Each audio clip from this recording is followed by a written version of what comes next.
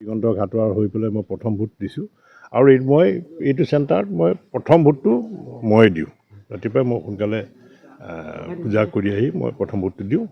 গতিকে আজি আমাৰ দিগন্ত ঘাটোৱাৰ আমাৰ প্ৰাৰ্থী আৰু ইয়াত এতিয়া আমি ভোটিং পাৰ্চেণ্টেজটো কিমান হয় সেইটোৰ ওপৰত আমি লক্ষ্য ৰাখিম। আৰু মই বিয়ালীবাসী ৰাইজক এইটোৱে এপিল কৰিবলৈ বিচাৰিছোঁ যে সকলোৱে নিজৰ ভোটাধিকাৰ সাব্যস্ত কৰক। ঘৰত যাতে কোনো নাথাকে, ভোট দিবলৈ সকলোৱে আহক আৰু ভোটাধিকাৰ সাব্যস্ত কৰক এখন সুস্থিৰ গণতন্ত্ৰৰ বাবে। আৰু আমাৰ পাৰ্টী দিগন্ত ঘাটোৱাৰ ডাঙৰীয়া বিপুল ভোটত এইবাৰ বিজয়ী হ'ব। যিহেতু ভাল বতৰ আৰু আমি দেখিছোঁ পুৱাই শাৰী পাতিছে ভোটাৰে, নিশ্চয় ভোটাৰ টাৰ্ণআউটটো ভাল হ'ব। কিমান মান আশা এনেই আমাৰ চাওক, আমি আপোনালোকে আগৰ যদি কিবা ৰেকৰ্ড চাই যে বিহালীত ভোটিং পাৰ্চেণ্টেজটো আগৰ পৰা 83, 84, 85লৈকে ভোটিং পাৰ্চেণ্টেজ হয়। বিহালী মানুহে ভোট দিয়ে, কোনো ঘৰত বহি নাথাকে, যিখিনি মানুহ থাকে সেইখিনি মানুহে সকলোখিনি মানুহে ভোট দিবলৈ আহে। গতিকে মই ভাবোঁ যে এইবাৰো ভোটিং পাৰ্চেণ্টেজটো ভাল হ'ব। তথাপিও বহুত মানুহ কৰ্মৰতভাৱে বিভিন্ন জেগাত আছে, সেইবিলাক মানুহ হয়তো আহিব পৰা নাই বা ইলেকশ্যনৰ কাৰণে নাহে। গতিকে মই ভাবিছোঁ 75%ৰ পৰা 80% ভোট ইয়াত নহয়। ভোটিঙৰ পাৰ্চেণ্টেজটোৰ ওপৰত যদি আপোনাৰ 80% যদি আমি পলিং হয় ইয়াত, যদি বিহালীত এতিয়া যদি 80% যদি পলিং হয়, তেতিয়াহ'লে আমি ভাবিছোঁ আমি 55,000ৰ ওপৰত আমি ভোট পাম। আৰু ডিফাৰেঞ্চ আমাৰ 30,000 বা 35,000 ভিতৰত ডিফাৰেঞ্চ। বহুত কম ভোট মানে 20-22ৰ ভিতৰত তেওঁলোক কংগ্ৰেছৰ আমাৰ যদি পাৰ্চেণ্টেজৰ ওপৰত কথাটো কৈছোঁ দেই, মই যদি পাৰ্চেণ্টেজ বাঢ়ি যায় আমি 50 পৰা 55ৰ ভিতৰত হ'ব। আমি দেখা পাইছিলোঁ বিজেপি জোৰদাৰ প্ৰচাৰ কৰিছিল, বহুতো নেতা মন্ত্ৰী আহিছিল। তাৰপিছত যদি ভোটৰ হাৰটো আপোনালোকে বাঢ়ে পিছৰ কথা, কিন্তু কাইলৈ দেখা গ'ল জয়ন্ত বৰা হোটেলত অভিযান, আৰু যিটোক লৈ কৈছে যে এইটো উদ্দেশ্য প্ৰণোদিত হ'ব বুলি তেওঁলোকে কৈছে। চাওক, এইটো ইলেকশ্যন কমিশ্যনে এইটো অভিযান চলাইছে। ইলেকশ্যন কমিশ্যনৰ এটা স্বতন্ত্ৰ বিভাগ আছে, তাৰ ৰাজ্য চৰকাৰৰ কোনো হাত নাথাকে। এইটো এটা ইলেকশ্যনৰ প্ৰক্ৰিয়া। আৰু মই এটা কথা সুধিছোঁ যে ইলেকশ্যনৰ নিৰ্বাচনী প্ৰচাৰ পুৰৈ শেষ হৈ গৈছে।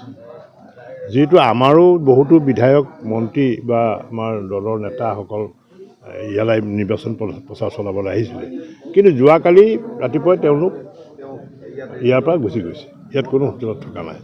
মই এইটো বুজি নাপালোঁ যে জয়ন্ত বৰা হোটেলখনত কংগ্ৰেছৰ যিসকল লোক তাত খালি থকাৰ কি অৰ্থ আছে, কিহৰ কাৰণে আছে?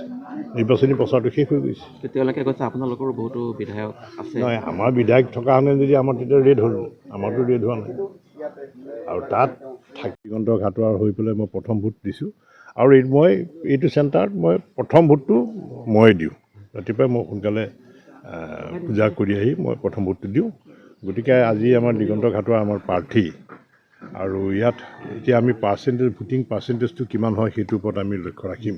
আৰু মই বিয়ালীবাসী ৰাইজক এইটোৱে এপিল কৰিবলৈ বিচাৰিছোঁ যে সকলোৱে নিজৰ ভোটাধিকাৰ সাব্যস্ত কৰক।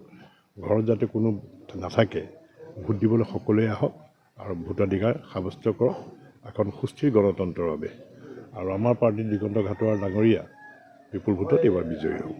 যিহেতু ভাল বতৰ আৰু আমি দেখিছোঁ পুৱাই শাৰী পাতিছে ভোটাৰে, নিশ্চয় ভোটাৰ টাৰ্ণআউটটো ভাল হ'ব। কিমান মান আশা এনেই আমাৰ চাওক, আমি আপোনালোকে আগৰ যদি কিবা ৰেকৰ্ড চাই যে বিহালীত ভোটিং পাৰ্চেণ্টেজটো আগৰ পৰা 83, 84, 85লৈকে ভোটিং পাৰ্চেণ্টেজ হয়। বিহালী মানুহে ভোট দিয়ে, কোনো ঘৰত বহি নাথাকে, যিখিনি মানুহ থাকে সেইখিনি মানুহে সকলোখিনি মানুহে ভোট দিবলৈ আহে। গতিকে মই ভাবোঁ যে এইবাৰো ভোটিং পাৰ্চেণ্টেজটো ভাল হ'ব। তথাপিও বহুত মানুহ কৰ্মৰতভাৱে বিভিন্ন জেগাত আছে, সেইবিলাক মানুহ হয়তো আহিব পৰা নাই বা ইলেকশ্যনৰ কাৰণে নাহে।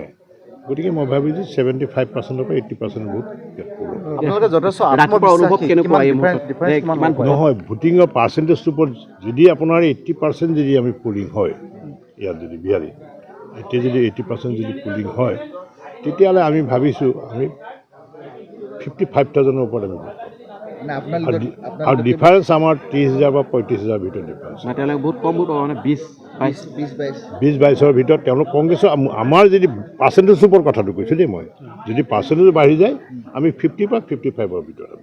আমি দেখা পাইছিলোঁ বিজেপি জোৰদাৰ প্ৰচাৰ কৰিছিল, বহুতো নেতা মন্ত্ৰী আহিছিল। তাৰপিছত যদি ভোটৰ হাৰটো আপোনালোকে বাঢ়ে পিছৰ কথা, কিন্তু কাইলৈ দেখা গ'ল জয়ন্ত বৰা হোটেলত অভিযান, আৰু যিটোক লৈ কৈছে যে এইটো উদ্দেশ্য প্ৰণোদিত হ'ব বুলি তেওঁলোকে কৈছে। চাওক, এইটো ইলেকশ্যন কমিশ্যনে এইটো অভিযান চলাইছে। ইলেকশ্যন কমিশ্যনৰ এটা স্বতন্ত্ৰ বিভাগ আছে, তাৰ ৰাজ্য চৰকাৰৰ কোনো হাত নাথাকে, এইটো এটা ইলেকশ্যনৰ প্ৰক্ৰিয়া। আৰু মই এটা কথা জানি সুধিছোঁ যে ইলেকশ্যনৰ নিৰ্বাচনী প্ৰচাৰ পুৰহি শেষ হৈ গৈছে, যিহেতু আমাৰো বহুতো বিধায়ক মন্ত্ৰী বা আমাৰ দলৰ নেতাসকল ইয়ালৈ নিৰ্বাচন প্ৰচাৰ চলাবলৈ আহিছিলে, কিন্তু যোৱাকালি ৰাতিপুৱাই তেওঁলোক ইয়াৰ পৰা গুচি গৈছে, ইয়াত কোনো হোটেলত থকা নাই। মই এইটো বুজি নাপালোঁ যে জয়ন্ত বৰা হোটেলখনত কংগ্ৰেছৰ যিসকল লোক তাত খালি থকাৰ কি অৰ্থ আছে, কিহৰ কাৰণে আছে? নিৰ্বাচনী প্ৰচাৰটো শেষ হৈ গৈছে। তেওঁলোকে কৈছে আপোনালোকৰো বহুতো বিধায়ক আছে। নহয়, আমাৰ বিধায়ক থকা হ'লে যদি আমাৰ তেতিয়া ৰেড হ'ল, আমাৰতো ৰেড হোৱা নাই।